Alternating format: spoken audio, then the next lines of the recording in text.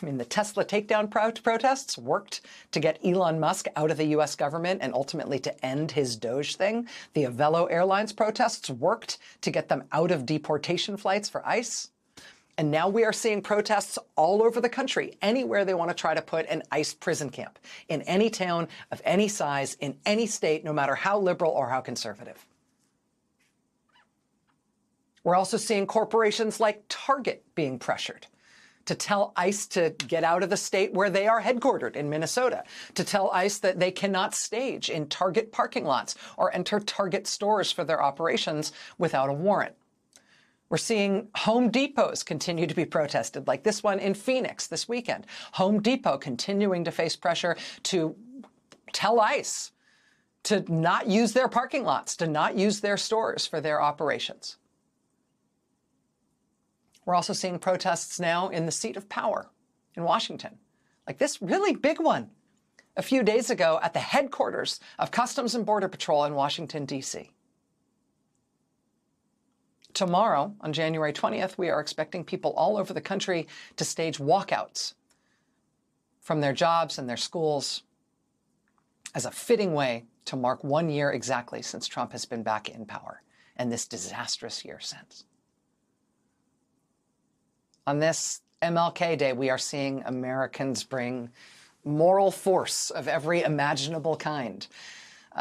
Moral force, bringing it to bear against the attempted overthrow of our system of government and the violence that's being used to try to achieve that. Moral force, nonviolent moral force, and faith, the most powerful things in the world.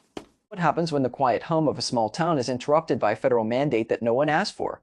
How does a community react when the vacant warehouse down the street, a structure that has sat empty and silent for years, is suddenly slated to become a high-security prison camp?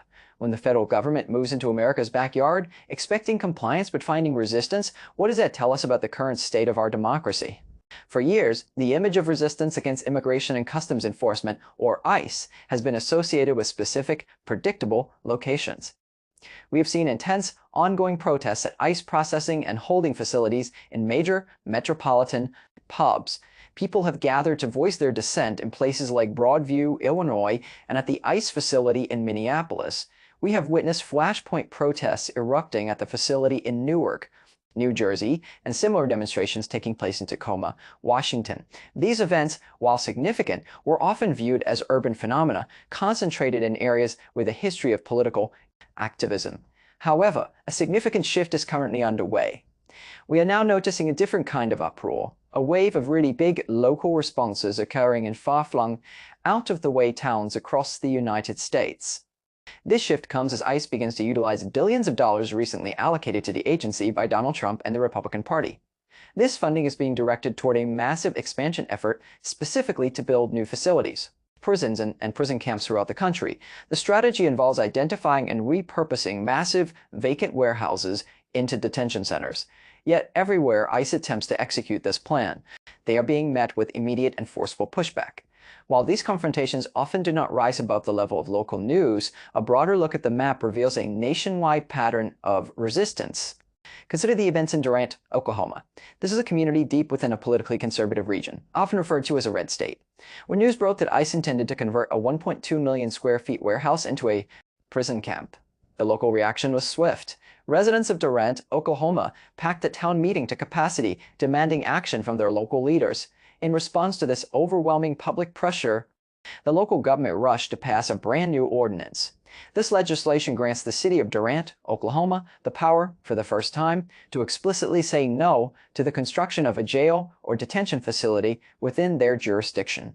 Furthermore, the Choctaw Nation, which is headquartered quite nearby, joined the city of Durant, Oklahoma, in firmly rejecting the proposal. Both the municipality and the tribal nation declared they would not stand for such a facility in their community. This phenomenon is not limited to traditionally conservative areas, nor is it strictly a partisan issue. In Roxbury, New Jersey, the political landscape offers a complex picture. While New Jersey is generally considered a blue state, the town of Roxbury is politically conservative, with an all-Republican local government. When locals in Roxbury, New Jersey, received word that ICE planned to utilize a 500,000 square foot warehouse in their town for a prison camp, they began protesting intensely.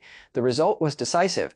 The all-Republican town council in Roxbury passed a resolution formally stating that ICE would not be allowed to build the facility there. A similar scenario unfolded in Hutchins, Texas. ICE identified a vacant warehouse spanning 1 million square feet in Hutchins, Texas, with the intention of converting it into an immigrant prison camp. Following protests from local residents, the mayor of Hutchins, Texas, came out firmly and publicly to oppose the project. The mayor stated unequivocally that they would not allow ICE to establish a prison camp in Hutchins, Texas, describing it as something the city does not need and does not want.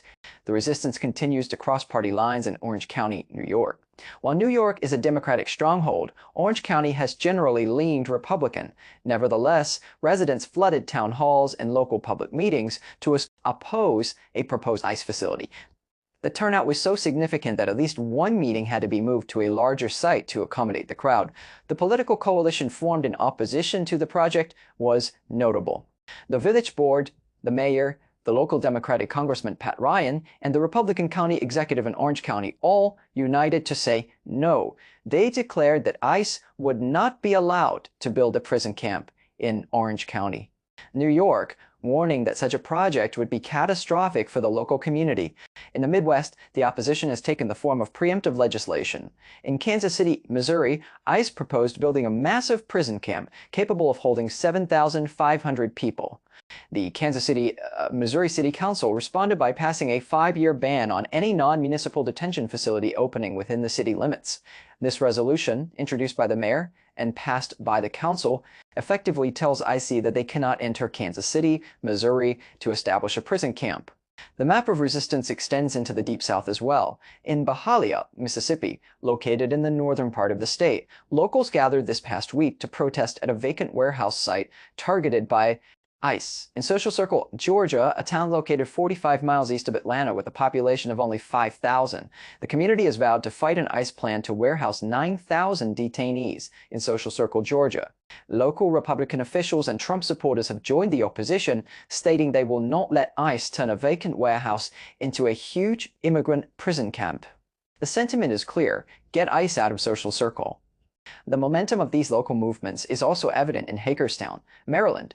A significant protest was organized involving high-profile political figures, including United States Senator Chris Van Hollen and Congresswoman April McClain Delaney. These officials joined their constituents in Hagerstown, Maryland, to protest against ICE's plans to build a prison camp in their community. So perhaps one of the most vivid examples of this community determination occurred in Salt Lake City, Utah, on a recent Friday morning amidst deep, dense fog that reduced visibility to just a few feet.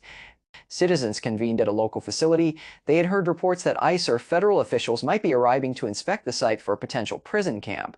According to the Salt Lake Tribune, approximately 50 people braved the freezing conditions and the fog to show any arriving federal officials that they would face local resistance. The federal officials did not show up that Friday morning.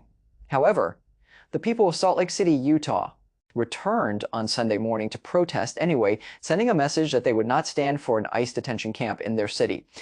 Beyond the physical locations of these proposed prisons, there is a parallel battle occurring in the corporate sphere. Activists and organizers have successfully pressured companies to sever ties with ICE operations. A notable victory was achieved in the campaign against Avalo Airlines. For months, protests were held against Avalo Airlines, a commercial carrier that transported vacationers and business travelers while simultaneously flying deportation flights for ICE, transporting individuals in shackles and handcuffs. Protests against Avalo Airlines took place at airports across the country where the carrier operated. These peaceful, relentless demonstrations were designed to pressure Avalo Airlines into stopping their collaboration with ICE. The campaign succeeded. Avalo Airlines has announced that they have ended their contract with ICE and are no longer flying deportation flights. This victory is viewed by organizers alongside other significant movements, such as the protests that reportedly worked to remove Elon Musk from the United States government and end his Doge initiative. The pressure on corporations extends to major retail chains. Target is currently facing pressure to tell ICE to leave Minnesota, the state where the corporation is headquartered. Activists are demanding that Target forbid ICE from staging operations in their parking lots or entering their stores without a warrant. Similarly, Home Depot is facing continued protests, such as a recent demonstration in Phoenix, Arizona, The demand is for Home Depot to refuse ICE the use of their parking lots and stores for operations. This wave of opposition has even reached the seat of federal power. Large protests have been observed at the headquarters of Customs and Border Patrol in Washington, D.C., as the country marks 1 year since Donald Trump returned to power. Significant civil actions are expected. On January 20th, reports indicate that people all over the country are planning to stage walkouts from their jobs and schools. This action is intended to mark exactly 1 year of the current administration. And the events have transpired since. On Martin Luther King Jr. Day, the nation is witnessing a convergence of moral force against these government actions. Americans are bringing nonviolent moral force and faith to bear against what is perceived as an attempted overthrow of the system of government and the violence used to achieve it. From the small towns of Oklahoma and Georgia to the corporate boardrooms of airlines and retailers, a clear message is being sent. Communities are asserting their right to determine what happens within their borders, regardless of federal mandates or funding. As these towns and cities continue to pass ordinances, resolutions, and bans to block federal prison camps, one must wonder how the federal government will respond to such widespread, bipartisan defiance. If the funding is there, but the land is closed off by the people who live there, where does the machinery of detention go next?